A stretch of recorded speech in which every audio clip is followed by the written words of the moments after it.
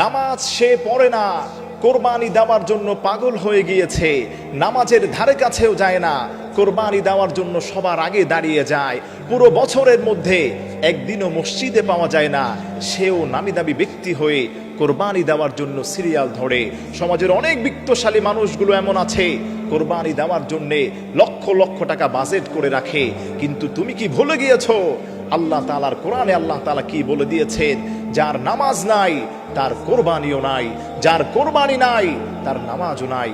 আমি বলতে চাই আমার প্রিয় ভাইরা, কোরবানি হচ্ছে পরে, নামাজ হচ্ছে আগে। কারণ আল্লাহ তাআলা বলে দিয়েছেন, কুল ইন্না সলাতি ওয়া নুসুকি ওয়া মাহইয়ায়া ওয়া মামাতি লিল্লাহি রাব্বিল আলামিন।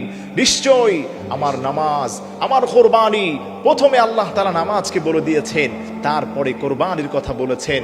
আল্লাহ বলেছেন, ইন্না আ'তাইনাকাল কাউসার ফাসাল্লি লিরাব্বিকা ওয়ানহার। নবী হে, আপনি আগে নামাজ কায়েম করেন, তারপরে আপনি কোরবানি দেন।